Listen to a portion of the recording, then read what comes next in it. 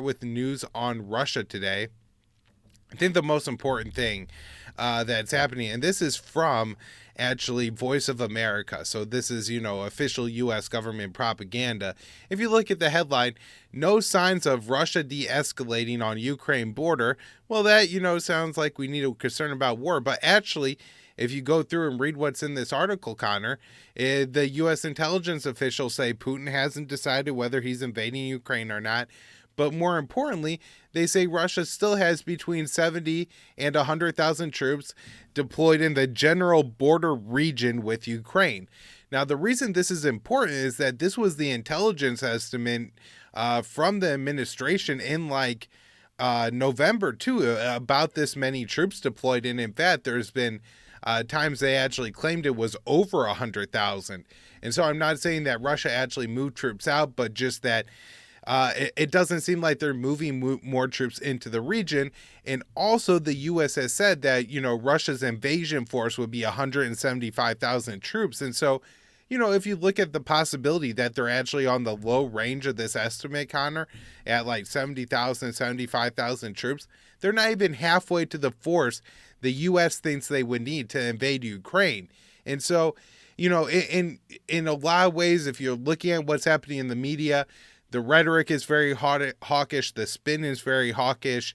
We're on the brink of war. Russia is being so aggressive. But then, Connor, if you actually look at what's happening here, I don't think it's so concerning. And then the U.S. intelligence kind of putting this out. I don't know. Seems like while tensions are certainly hot, and I'm not saying we don't have to worry anymore about things, Connor, they don't seem to be escalating anymore, at least not practically what's happening on the ground. Whether the rhetoric is escalating or not is a different story. But, I thought that was important to just set the tone for everything else we're going to talk about, is it doesn't actually seem from the Russian side of the border there's any kind of buildup that's been going on over generally the past month. I don't know if you've read anything about maybe Russia, actually moving more assets into the region, Connor, but other than I think I saw maybe them conducting some exercises in Belarus with nuclear-capable bombers, which I think is mimicking kind of some drills that NATO has carried out recently. It doesn't seem like there's really any sign that Russia is ramping things up at all and has kind of leveled out from where they were in early to mid-November. Yeah, that's what I've been seeing. It's been pretty consistent over the last month, except it does seem like the Americans seem to be kind of, slowly stepping back, as you covered on the previous show on Russia, from what their previous threats to get involved. Yeah, and so I just want to add a couple more things. This was interesting. It's from David Ignatius at the Washington Post. So, there may be some truthiness to this article, but one of the things that's apparently being discussed in the Biden administration is how they would support an anti-Russian insurgency in Ukraine, assuming that Russia invades and takes over the country. And my concern, Connor, isn't necessarily that these plans will ever come to fruition, because I really think it's very unlikely that Russia invades Ukraine and takes over any substantial part of the country that the U.S. could really back an insurgency in. We can't back an insurgency in the Donbass because there's not enough American sympathy, Western sympathy in that region. But, maybe in the other parts of Ukraine, there could be that potential. But it seems unlikely that Russia would go all the way and take Kiev, although, if that came about, then maybe they would use these plans. But I guess my bigger concern with this one, Connor, is just that the Americans would look at this and then they would start to plan ahead and give the Ukrainians more and more weapons and stuff like that in preparation to fight this insurgency that may never come about. And then that could prompt the Ukrainians, of course, to do something with those weapons aggressive against Russia. So, I don't know how much truth there is to that article, but I just thought it was worth generally mentioning. We also had the U.S. And other NATO allies carry out the combined resolve war games. 4,600 soldiers from 12 companies got together in Ukraine for that. I guess, Connor, I kind of doubt that, there's anything particularly inflammatory about these war games. Of course, I think Russia will continue to just take it as like the slow trickle and buildup of NATO and Western forces and weapons in Ukraine. For essentially the past year, Russia has been alleging that the U.S. is using these war games as cover to smuggle more and more weapons to the Ukrainians. And so there's also reports from Germany that NATO is considering sending more weapons to Romania and Bulgaria. While this wouldn't be as provocative maybe as sending the weapons to one of the Baltic states or Ukraine, countries that actually border NATO, these are Black Sea countries, and, a buildup in definitely within Russia's sphere of influence. Now, Connor, probably the most noteworthy thing going on with Russia from the past week, though, of course, is Putin's proposal to the Americans. Now, there is a really good article by Gilbert Dothero at antiwar.com on this that provides a really comprehensive breakdown. It is a longer article, so, if you got the time, go sit down, read the Dothero article. I definitely recommend it. I'm going to be summarizing it. If you just got a shorter amount of time, Moon of Alabama, I think, does a pretty good job of breaking down the proposal with, far fewer words. So generally speaking, what the U.S. or what Russia is asking for, and I think they put together two proposals. One would be between the U.S. and Russia, and then the other one would be between Russia and NATO. And I guess, in a sense, probably, Connor, only one of these things needs to get done, but of course the U.S.-Russia one would be far more important.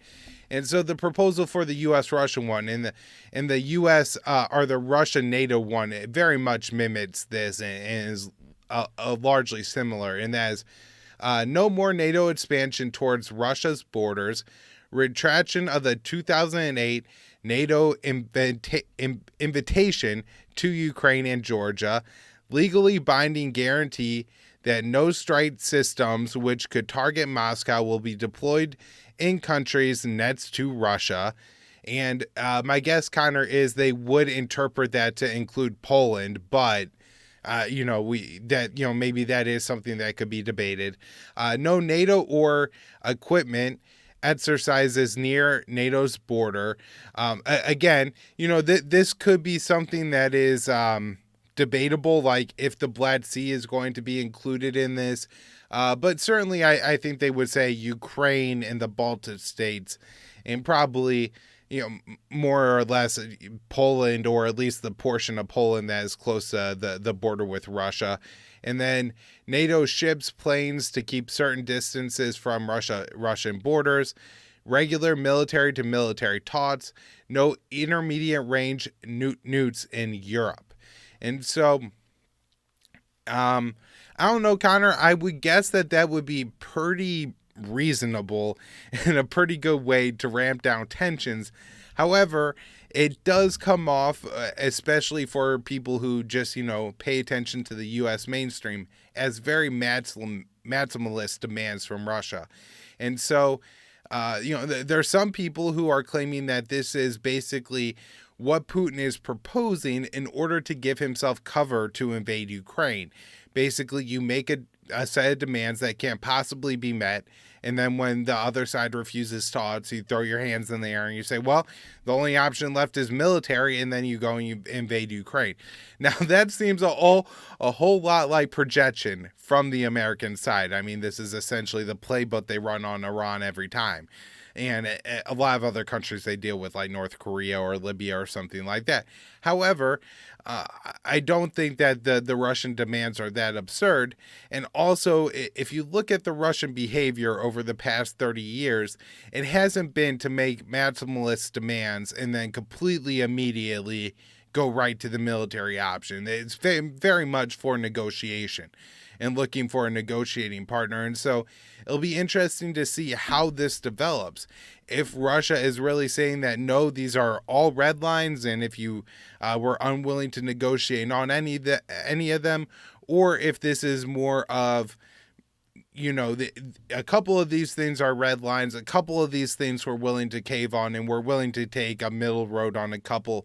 Or, if you give us these red lines, we will make some other concessions on various, there's a lot of things that could be up for debate here. And so hopefully this does facilitate. Now, if you want to read some good commentary on these thoughts, I recommend Ray McGovern's article, Putin has a big brother in Xi. This is talking about the Russian-China relationship that Ray has been writing on a lot recently. And I think he has a very, very important perspective. I guess, the only thing I would say, and Ray is really pointing out and arguing that the U.S. Position has gotten so hostile towards Russia and China has pushed the two together. And I definitely think that's the case. Now, how much that's solidified and how much things would change if, the U.S. adopted a new foreign policy could certainly be thought about. But in the sense of what I think the U.S. is going to continue to do, I think Ray McGovern is essentially right, Connor. While, it's not exactly set that this has to be the way that the future is going to play out, it certainly seems that the course we're going on, this is the way the future is going to play out. And there's not much indication that would go a different way. And then Pat Buchanan also has an article titled "What to Do About the Russian Ultimatum," and just another very, very good article with Pat's great take that he's had for a long time on the Russia issue that I recommend people check out. But we have to break it all down on this show. But go ahead, and I'd like to hear what you thought were maybe the highlights of those articles, Connor. Sure. So, Pat quotes an American official in there who I believe is anonymous, but they've quoted an American official because Rabkov met in Moscow with Karen Donfrey, the Assistant Secretary of State, and I guess that would have been at the end of last week, like on Friday, and then the Russians spelled out the details, I guess, around Friday or over the weekend. Anyway, either way, it was last week. So an American official has been quoted saying that now obviously some of these are not particularly negotiable. However, there are things that we definitely would like to talk with the Russians about, and that could be. It was basically like what you were saying, where it's the Americans, like you said, always try to frame, especially with whether it's Iran or Russia or whatever, that they're making maximalist demands. But the truth is that the Americans sort of, as we look at, and we'll see this with Iran too, they reach a certain point where they ramp up the rhetoric and the buildup so much, kind of the way that you said they paint Russia this way, but they kind of hit a brick wall where it's like, okay, well, are you really going to go to war with Russia over Ukraine right now? Because Russia's not going to go to war. It's not going to try and take Kiev anyway, unless you try to take Ukraine into NATO. So it's just very interesting that the Americans, it's obviously not, Ukraine is not nearly as important. And as Pat always points out, it's not nearly as important to the Americans as it is to the Russians. So, and I saw that Pat said that they're also demanding that, in addition to Ukraine and Georgia, that they don't bring Armenia or Azerbaijan into NATO. They also talk about taking now, he says that they also have requested to take military infrastructure out of Eastern Europe that they've been putting in the region since 1997, before they even brought in like Poland and Hungary and the Czech Republic, I believe, in 99. And then there was a huge ramp up of expansion under Bush in 2004, particularly with the Baltic states. And some of the other states on the Black Sea, like Bulgaria and Romania. But yeah, so it's just interesting because they essentially, the Americans have put themselves in this situation where as you said, you said you weren't sure if they were talking about, when they say take your weapons out of this region near our borders, if they're talking about countries on the Black Sea. But there's a lot of expansion going on over there. I believe in Romania they have over $150 million they're investing in construction at I think it's called Camp Terzi, a former Soviet base, expanding capabilities of the Black Sea. And all year that's been particularly the emphasis is on expanding America and NATO's capabilities in the Black Sea, which is extremely critical to Russia as far as its ability to project power in the region. So, and to defend itself from increasing encroachment. So I would imagine, like I was just going to say, if the shoe was on the other foot, the Americans would insist that would at least have to be on the table. The idea that you can't just be constantly flying, bombers and sailing ships into the Black Sea. And I think that's what they said. And I think, as Pat points out, the Russians, it sounds like they're saying, look, if you don't, because they have been sending planes and naval vessels near Alaska and Hawaii, for instance. And it's clearly in retaliation to, decades of aggression against Russia, particularly with NATO as the spearhead. So, but they've said it's essentially a mutual freeze on that kind of activity. So all these different requests that they have made, if the shoe was on the other foot, would sound totally reasonable. And I think if more Americans could sort of be able to do that, to have that sort of empathetic view and put yourself in the Russian shoes, I think it's pretty obvious that these are things we shouldn't be in this position in the first place. But the demands that they're making are very reasonable. And I thought what Ray was talking about, which is that the more and more America's policy pushes China and Russia together, it increases the weight of the demands from both sides, from the Russians and the Chinese, because they do not have a formal alliance because, as Ted Snyder points out, they're reluctant to, as they say, that one of their big criticisms of the Americans and NATO is that, and particularly Biden, is that he's dividing the world into these Cold War blocs and alliances, and dividing up the world. And even they would like to drive a wedge between Russia and China. But as Ray McGovern points out, it's having the opposite effect, all their different policies, and that they seem to be behind the times, thinking this is like the 70s or something. Right. So it's very, it's interesting because the way it works is, as Ted says, they're making it clear to the Americans that they're not going to have two Cold Wars with Russia and China, or a Cold War with Russia or China. If they have a Cold War with Russia, they'll be in conflict with China, and vice versa. If they go after China, they're going to have to deal with Russia too. So like I said, I think it adds extra weight to their demand. And I think the Americans, probably even a few years ago, if the Russians had made demands like this, would have laughed and said these are non-starters and refused. But it sounds like there was a report in your news roundup today from Reuters. They said that talks are to begin early next year. Is that what it said? Yeah, so that's what I was going to go to next, is that we did have apparently contacts beginning, this is talks to set up talks. And who knows how detailed this is, because sometimes talks to set up talks means talking about what you're going to talk about, which is important, and sometimes it just means, well, what hotel in Russia will we be staying at, and what will the COVID testing policy, and how many assistants can each one of our diplomats bring, and can the personal chef and the dog walker come? The last part's kind of a joke, but seriously, those are some of the complications that happen when figuring out the size of delegations, security, now that COVID's a thing, that too, but Russia says they want an urgent response for the security proposals. And so, one thing that's really bothered me, Connor, it isn't necessarily that there are in-person meetings happening, because I do think it's important for, say, Biden to meet with Putin in person, but there is Zoom now, right? And so world leaders have had conversations, through video chat. I'm sure they don't actually use Zoom, but they have these conversations on video chat, and so it doesn't necessarily take a very complicated, long, drawn-out process to start to set up these talks, especially since the important thing is a lot of work to get actually done behind the scenes, as like Peter Van Buren has pointed out in the past, when it comes to diplomacy.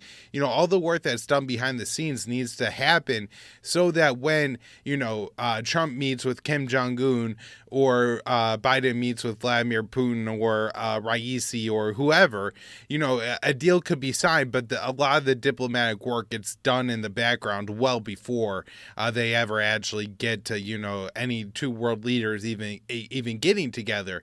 And so it would be very unfortunate, I guess, if, we decide it's going to take until mid-January to set up times to meet, which, it isn't unreasonable. It's a trip to Russia during COVID, trying to figure out who's going, and, probably not much is going to happen until like the second or third of the year after holidays, people get back from work and all that all this makes absolute sense. But at the same time, a lot of conversations could be happening between now and then. That way, once the in-person meetings start, they know where they're focusing, how close the proposals are and all that. So I hope. Did they say they were planning on meeting in Geneva? I know I saw the Russians saying we're ready to meet in a third country tomorrow, and then I think it was one of the, might have been Putin's aide or his I don't know if it was his national security advisor or just another like Kremlin spokesman, but they said we're ready to meet in a third country tomorrow, and then it said literally tomorrow. But I saw something about they're planning on meeting in Geneva. Yeah, I mean, there could still be like U.S. and Russian officials there from Iran talks or something like that, and so that could be part of the reason why. Also, I don't know where the talks happened in Geneva or between who, but at some point in the past couple of months, Russia thought that they had made some progress with U.S. officials having talks in Geneva on the diplomacy issue. And then when those talks went higher level, it doesn't seem like it really worked out. But maybe Russia is suggesting Geneva because they feel like there's like a receptive American official there who's, not completely incompetent and ignorant of the world. All right, so Connor, the last thing I want to mention two more things. The first is just that Poland and Lithuania are joining Ukraine and calling for sanctions against Russia. They're basically saying that, the Biden plan of sanctioning Russia once they invade Ukraine is stupid because once they invade Ukraine, they expect to be sanctioned. And so, it's really not a threat. And so that you should sanction Russia now.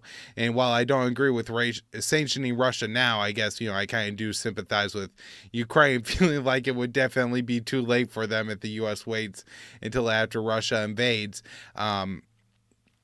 So I don't know. I don't see another like heavy round of sanctions being placed on Russia in the short term. I don't think the U.S. is going to kick Russia out of SWIFT or sanction the Nord Stream 2 pipeline or anything like that again in the short term. Although, I guess the one asterisk I will put on that, Connor, is I read today that Ted Cruz was really attempting to leverage some of his votes to get a vote on the Nord Stream pipeline. And so, it does seem like something congressional hawks would be willing to go for in order to be more hawkish on China or something like that, or to get, Ted Cruz to vote for some of their Senate ambassadorships or something like that. But the last story on Russia is just this from Dave DeCamp at antiwar.com. China-Russia pledged to reduce reliance on U.S.-led financial system. U.S. sanctions have naturally drawn China and Russia to work on building a more robust trade relationship. Dave writes, and this is from about a week ago, December 16th, during talks on Wednesday, Russian President Vladimir Putin and Chinese President Xi vowed to step up efforts to establish an independent trade network to reduce reliance on the U.S.-led financial system. And they go on to, talk about this is mainly SWIFT. Facing similar pressure, China and Russia have boosted their trade relationship. During Wednesday's call, Xi said trade between the two nations topped $100 billion this year for the first time. The leaders also went on to make fewer transactions with the U.S. dollar and using the Chinese yen or the Russian ruble. And This is something I've, basically been predicting / warning about for 4 years, Connor, on the show, which is if you sanction the entire world, the world is just going to ignore your sanctions because, they're not going to say, oh, we still got to worry about running afoul of U.S. sanctions if literally everything you do gets a sanction. And so, when we look at China, the U.S. has gone heavy on sanctions in the past couple of weeks. The